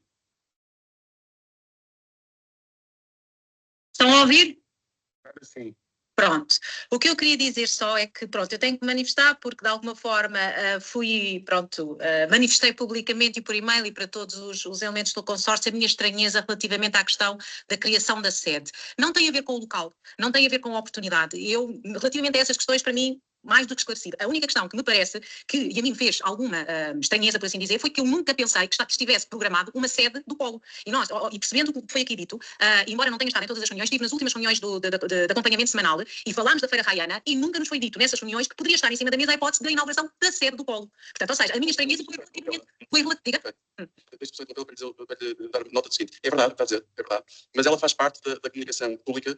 Quando tivemos a aprovação do Polo, eu julgo que ela faz parte, e com a certeza que ela faz parte da comunicação pública que foi feita, que a sede seria em Ideia Nova. Portanto, isto não é uma decisão que foi tomada à última hora. Foi tomada à última hora, foi de facto a oportunidade da inauguração. E para isso lamentamos a forma como foi feito, já explicamos. Mas a decisão de colocar lá a sede já estava tomada e é pública e é conhecida mesmo até dos organismos políticos que nos aprovaram. Foi falado, foi acordado com as entidades que era importante colocar a importância do setor primário, não ser, enfim, a sede deste Polo, entre aspas, um porto de Lisboa, no sítio de costume, e que, efetivamente, a proximidade, dada a dificuldade que nós temos na comunicação com os agricultores, que era importante ter uma proximidade grande. E, nesse sentido, nunca foi um tema, e, portanto, nunca foi discutido tal decisão, porque ela estava intrínseca à própria candidatura. Estava prevista a constituição de uma sede do Polo em Idanha, desde sempre. Exato, é isso. Pronto, eu desconhecia. Pronto. Acho que realmente temos aqui um problema muito grande de comunicação, mas não é só de comunicação com os agricultores, acho que é mesmo também de comunicação entre os parceiros do Polo. Eu, pelo menos, falo por mim. Eu quis muito participar e quis muito apresentar despesas no pedido de pagamento, mas fiquei com as dúvidas penduradas e não consegui apresentar o pedido de pagamento. Pedimos várias vezes esclarecimentos com algumas colegas até ao telefone, tentámos entre nós falar e próprias dúvidas e mantivemos algumas dúvidas, mas pronto, mas isto é só um bocadinho daquilo que eu acho. Eu acho que realmente há aqui, o consórcio é grande, o desafio é enorme, sem dúvida nenhuma, de todos nos alinharmos e, portanto, eu acho que realmente há aqui um desafio muito grande de comunicação, mas não só para fora, mas também para dentro. Eu acho que isso mostra um bocadinho pela forma com que eu falo do COT, em que nós estamos um bocadinho perdidos no meio ao fim e ao cabo deste projeto, por assim dizer. Mas pronto, mas devemos encontrar o nosso espaço. Mas pronto, então lamento porque eu não sabia que havia e que estava prevista a candidatura à criação de uma sede. Portanto, conheço então se assim é, está desde o início, reconheço então que o desconhecimento foi da minha parte. Pode ser um pouco mais concreta se houve alguma falha de questões ou financeiras que nós não possamos ter até mente? Posso, por exemplo, eu tive dúvidas e a questão relativamente à apresentação ou à afetação dos recursos humanos, a percentagem de afetação dos recursos humanos. Porque o Excel estava disponibilizado, nós temos uma outra agenda mobilizadora que é não interessa uma outra agenda mobilizadora em que nós tínhamos a possibilidade de colocar a percentagem de afetação. E no modelo que era disponibilizado no pedido de pagamento portanto, deste projeto, não é permitida, ou pelo menos não conseguiríamos pôr essa percentagem de afetação. E, portanto, fiquei por aí. E essa questão foi colocada ao nulo ou ao nosso referência que não?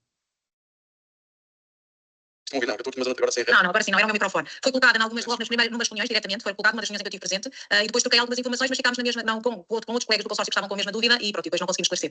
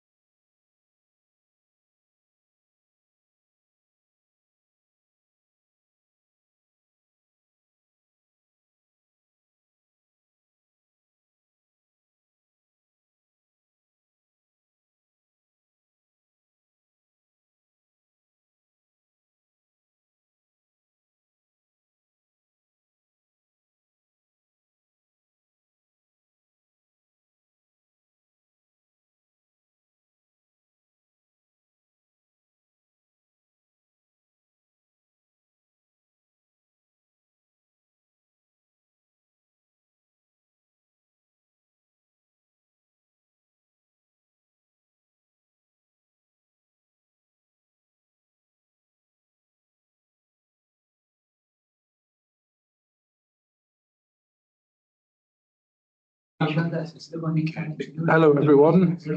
Sorry for making you wait. We're about to restart the next session.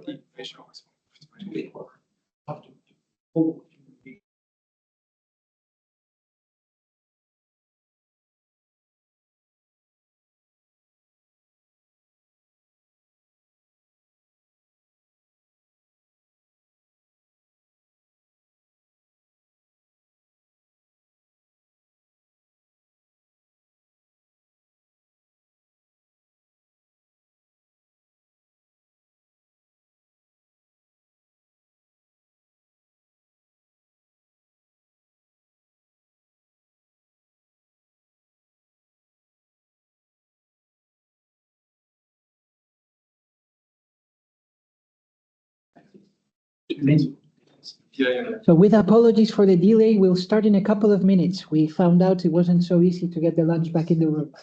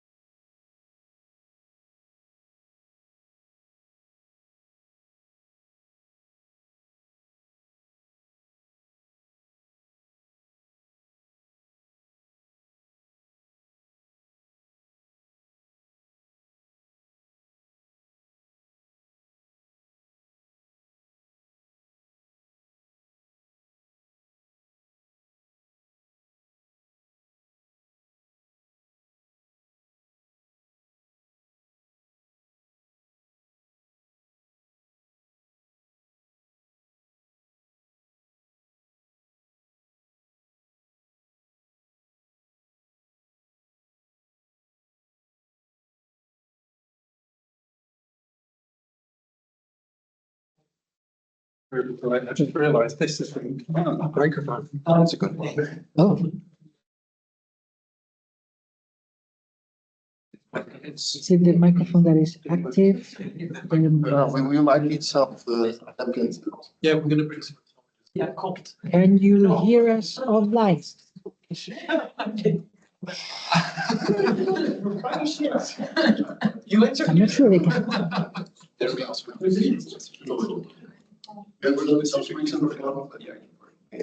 Yes, they can.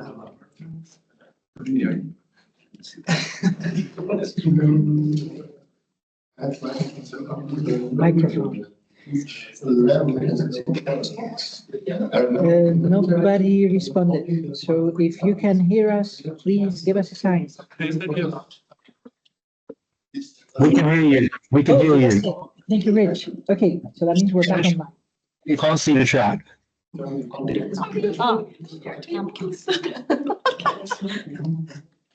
Right, thank you. Okay, thanks. Would you like another part? Yeah. Yeah, that's no problem. Yeah. Good.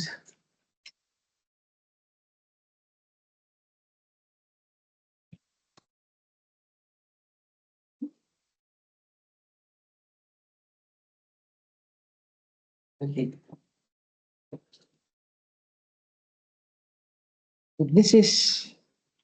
It is visible, sorry.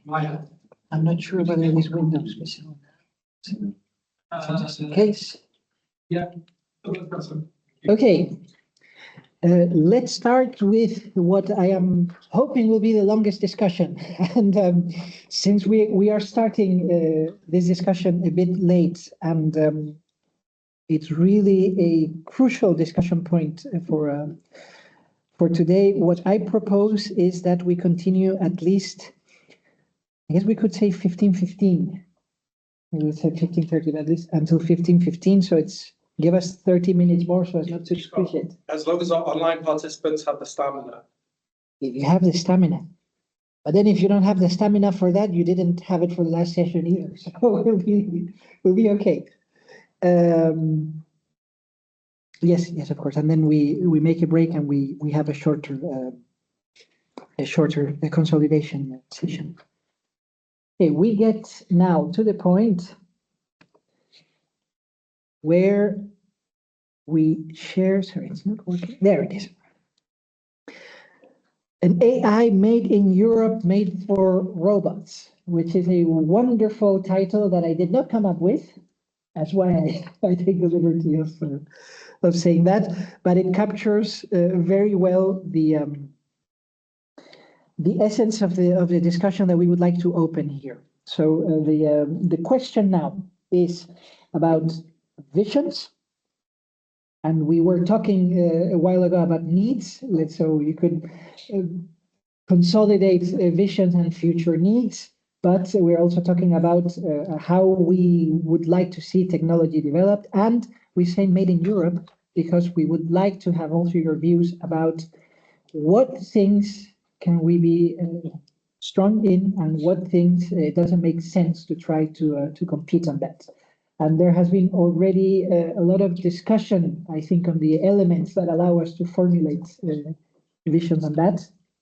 When we say an AI made in Europe, made for robots, here again, we are not talking about AI per se, which, as Rich mentioned this morning, has a right to exist independently of robotics, and that is completely true.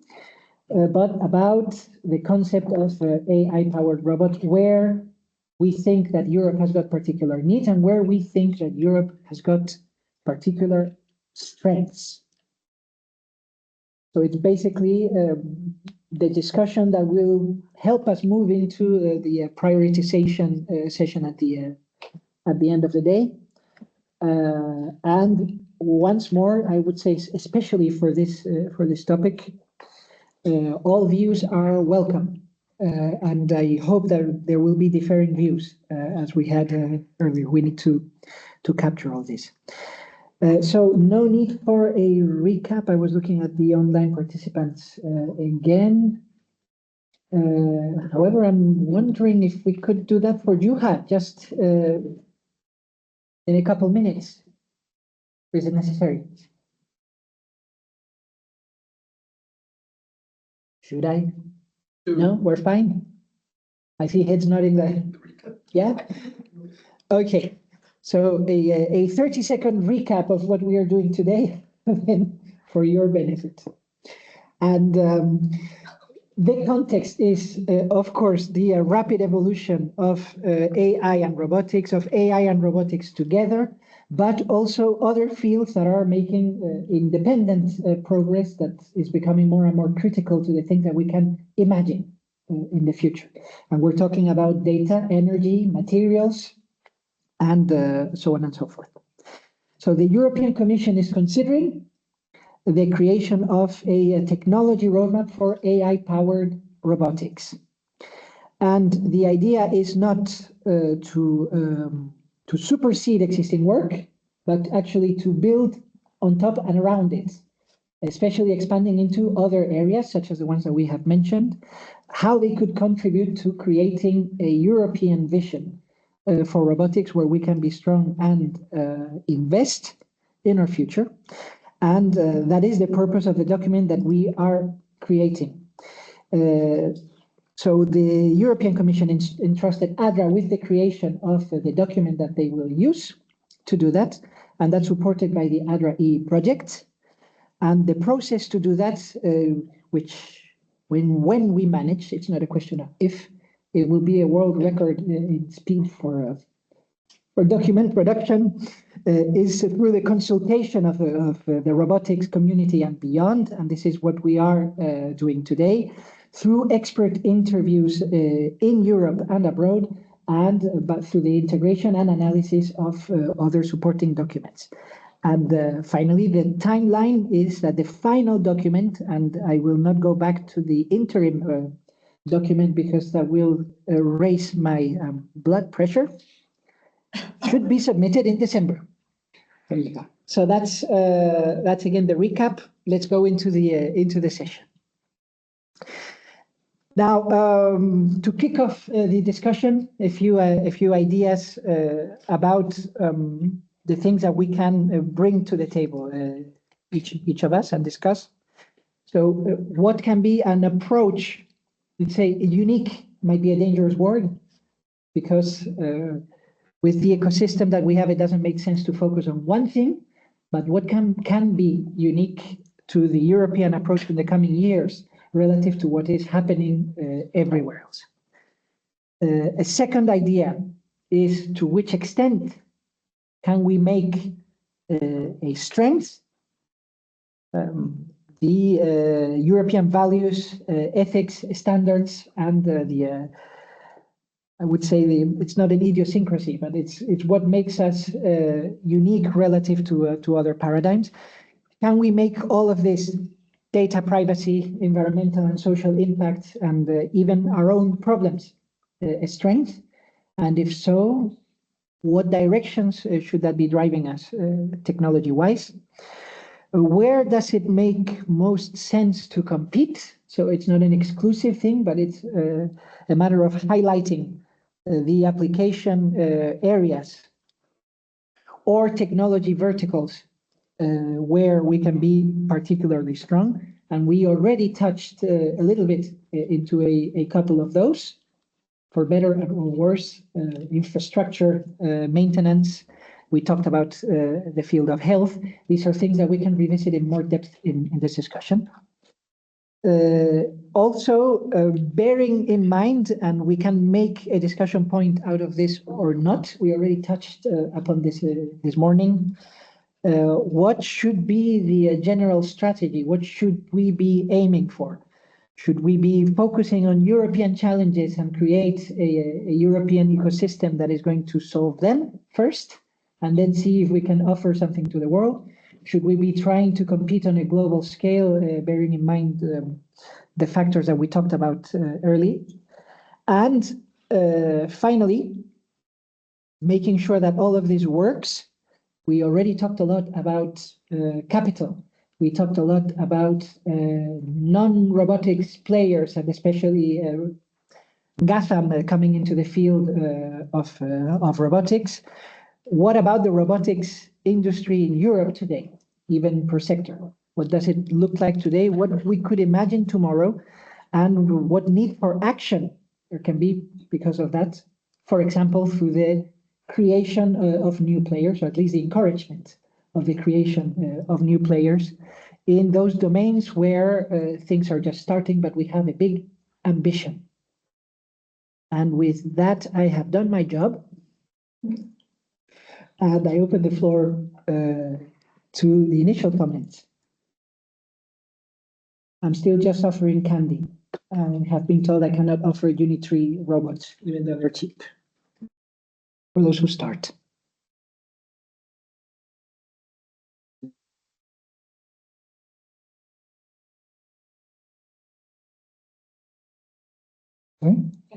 Catherine.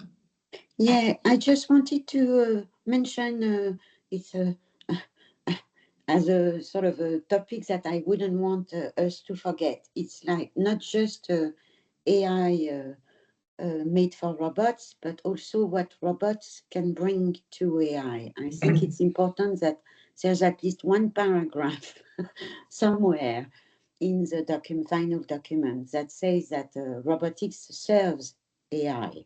It's not just robots integrating AI one way or the other and gaining from the integration of AI. It's really AI can benefit from robots, and I'd like it's just a kind of side remark, and I guess it's at this point maybe that I should mention it, but not contributing to the different questions, but I don't think it's a side remark. In the final document. I think this should be a key issue. I agree with you completely, and I think it can and it should be the first thing we discuss then, because we were talking about this earlier. It's data. We bring data for sure. We bring data and we bring incarnation, embodiment. It's a physical AI. The word physical AI, I think, is a kind of interesting, but it's physical AI and we bring data. And data in Europe is a big subtopic. And I think robots can bring, there's a whole platform thing for that's called data robotics, in fact. For gathering data. Right. So it's a platform for gathering the two data. main points that we bring AI, but there must be more. Very true. Now, if we look at then again the humanoid companies and the investment from the GAFAM in these humanoid companies, regardless of whether these robots are directly useful or not, they are certainly a data gathering platform. And I would go beyond that. They are also a first-person data gathering platform. And I know that many of the ones that are investing in these robotic platforms, they also have a vested interest in gathering data from people out in the real world, since all that could be gathered online has already been gathered, and that's something that they are not really hiding. What I can imagine is that this is not indeed where we would like to stop. So the robots should not be considered as a way of gathering data. Bearing in mind that if we talk about the field of professional service robotics, certainly, they will be gathering a lot of data that so far has been lacking. I would not say completely, because there are means to gather data, but there will be a lot more of that. And I am thinking of wonderful things that we see lately in terms of the cartography of underground infrastructures and things, volumes of data and the frequency of gathering data that was just impossible before. So the benefits of having robotic platforms are clear. The question that I would like to open, since I think we can claim still that we are very strong in hardware as well in Europe. It's the joint development of both and of embodied intelligence itself. Oh, that's really silence. It's, yes, no, but sorry, embodied Catherine. intelligence questions the AI chips as well. We are, for me, to have AI made for robots, maybe one of the way we can develop or ask the electronics ecosystem is to say that we would like electronic chips that are more really dedicated to robots. And so maybe it's a question of edge, distributed AI, and for me there's a point there of what we can ask to the electronics ecosystem, and that might be a way for Europe to exist more strongly in the electronics ecosystem, focusing on the edge and the distributed AI. In fact, well, that's my point, but I'm not sure. I'm not sufficiently technical for that. That's Rich has a comment on this. Yeah, I have yet to see any strong evidence that we need huge amounts of the top quality GPUs for robotics or AI for robotics. The only place where we seem to need vast compute farms full of vast GPUs is generative AI. And as far as I'm aware, I haven't seen any use cases for generative AI in robotics that need that. So I think that I agree completely. We need to make sure that we are building the right electronics for robotics, but we just want to be careful that we're not saying we should be trying to replicate what NVIDIA are doing, because I'm not aware that that is a blocker on any robotics using AI at the moment. Oh, and by the way, I look forward to being proved wrong about that. But at the moment, I would say I have not heard anybody say, I cannot possibly do my AI for robotics because I cannot get access to 100,000 GPUs. And Reinhard has a follow-up. I would even go one step deeper and challenge the first point on your slide here. Europe's approach to AI in the context of robotics. I would challenge, you first need to ask the question for each single application case. Do I need AI, or can I find a closed solution to tackle the problem without any difficulty, without any huge CPU, without much power consumption, sometimes even a clever optical or mechatronical solution might perform very well if the task is clear. Maybe a user interface. That's one of the areas where I clearly see the advantage of AI, especially for domestic robots or robots who are not operated by, let's say, professional staff doing interacting with them. There, this kind of more natural interaction is clearly an advantage, but in many cases, the actual robotics task can be solved in a different way. Then can we focus on the things that cannot be solved today? I know it's a difficult exercise, and even opening the door within a single workshop. But the things that are not possible, not necessarily talking about manufacturing, but in those fields where there is a huge amount of uncertainty, and the solutions today cannot cut it. I would completely agree with Rich and with yourself in terms of what is necessary today, and we are watching what they're doing and wondering what's going to happen. Watching is not enough. If we want to be active in Europe, we need to also work on things that are not yet working. But at least my gut feeling is this is cool for research level, but for industrial applications, we are not yet there.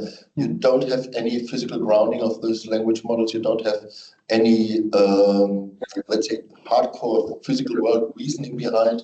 You don't know, there is no actual intelligence in terms that you have an actual understanding. It's still doing something based on an input, doing more statistical analysis, and then there is some output, but you cannot justify how and when and how to translate this into similar cases where there might be a completely different output, but the physical principles or the, I don't know, causality chain might be very similar, only with a few deviations. So this is, I think it's a tricky thing. What about, because, like, I don't know, Duncan, are you still about?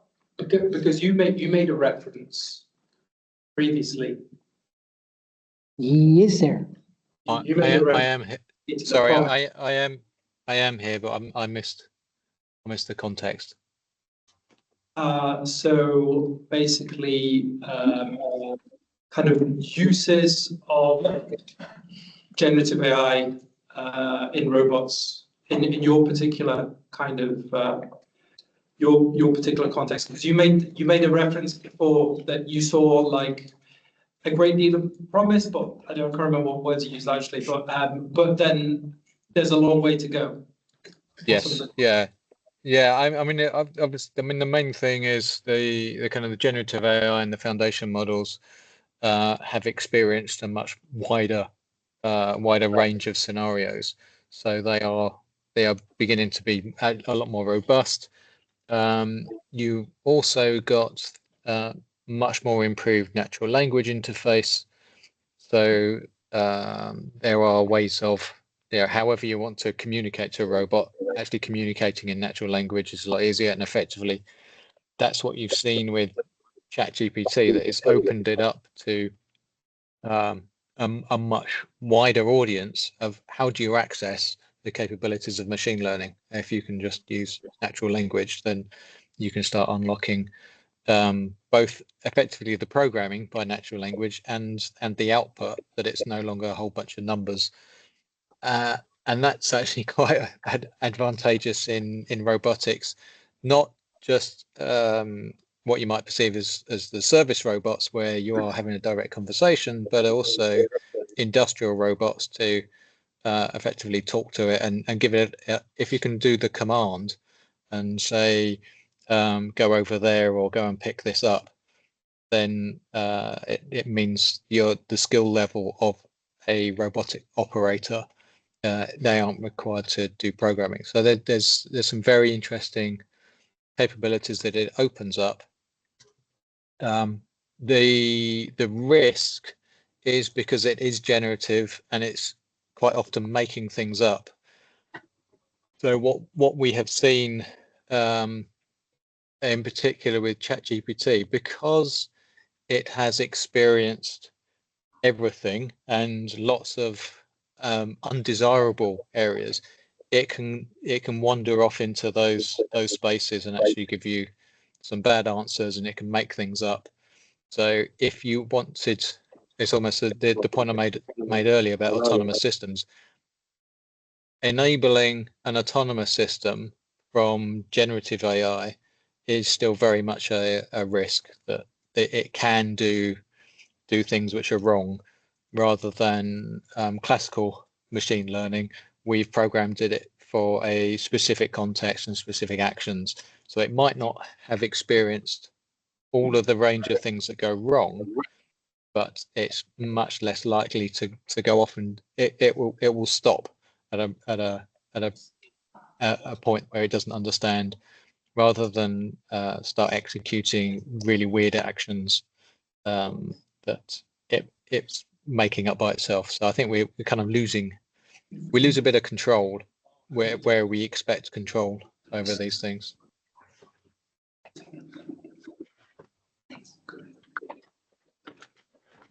Maxime. Yeah, I hope that the online people can hear me. I'm quite far in the room. Maxime Chantier from Fleming. While I might agree that for today's applications or domains where we see robotics as relevant from an industrial perspective already, I think from a research point of view and looking more far ahead of us, if we want to make use of robotica in a context of unforeseen circumstances, that in that context, GenAI might be relevant, or at least that's the point of view that we have from IMEC side. But in order to ensure that the speed of getting the output from GenAI data, of course, needs to stay within as close as possible to the source where it was captured, leading to requirements on edge AI side, leading then also to requirements from the compute perspective. And that's why we think it's so important to have this connection between what's happening on the software side and the hardware side, combining the compute architectures, but also the design of the chips and the perspectives that we have there, So from our side, we fully agree that in today's application domains, it might not yet be relevant. But if we want to have a longer term perspective there, it should at least be reflected on how we can integrate the knowledge that today we have in Europe, can strengthen this perspective. And not taking it into account would be, at least to our understanding, the counterproductive from European perspective.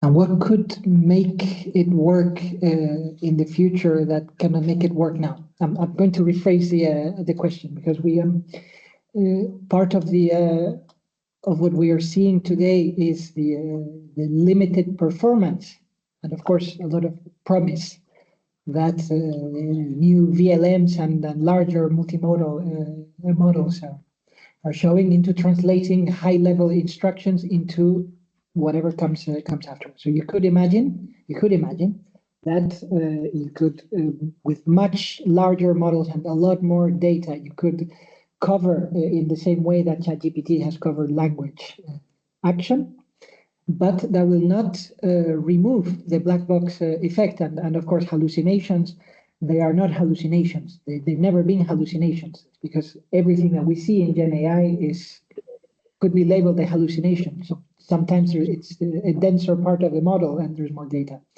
And I've had a lot of discussions with American friends precisely about that. Said, which would be the first application? We see lots of demos on social media, and they say, well, these things don't translate into reliable things. And when you ask people, even from Boston Dynamics, when will they translate into reliable things? It's 5 to 8 years. And when they say 5 to 8 years, you know that they are not sure what needs to change there. So is there something that could change fundamentally in GenAI, or can we already agree that it will be some sort of hybrid AI?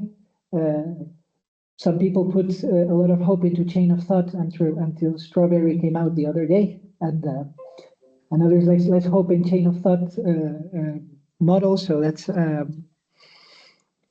an open question, but I think that saying that it will just be larger GenAI models, that's not probably not the way forward.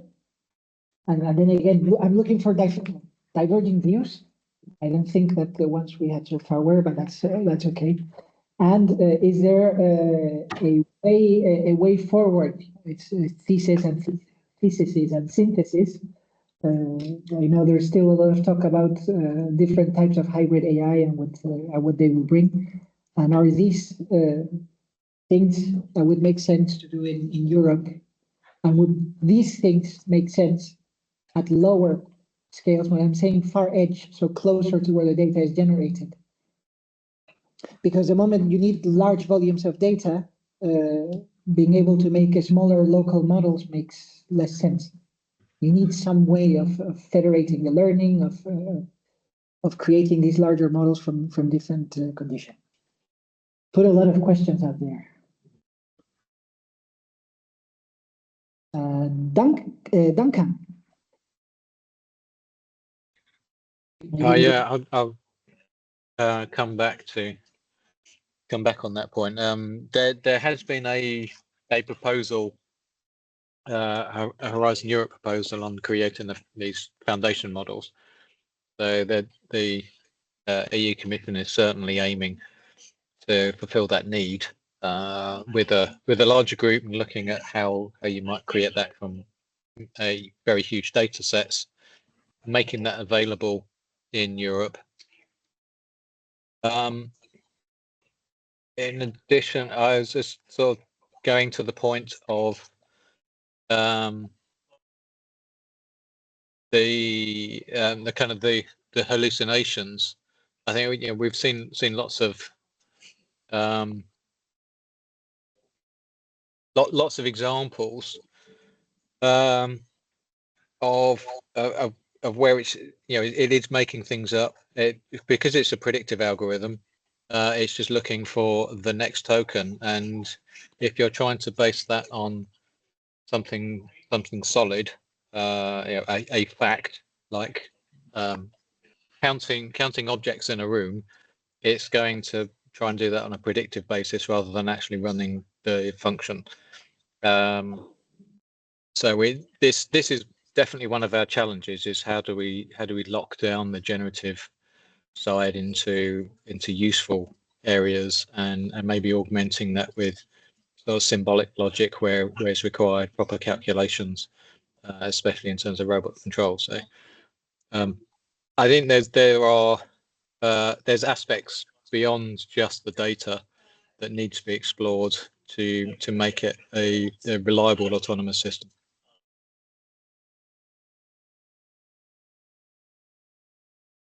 And now the good question is which aspects to make it reliable. Now you've touched upon the combination with symbolic AI.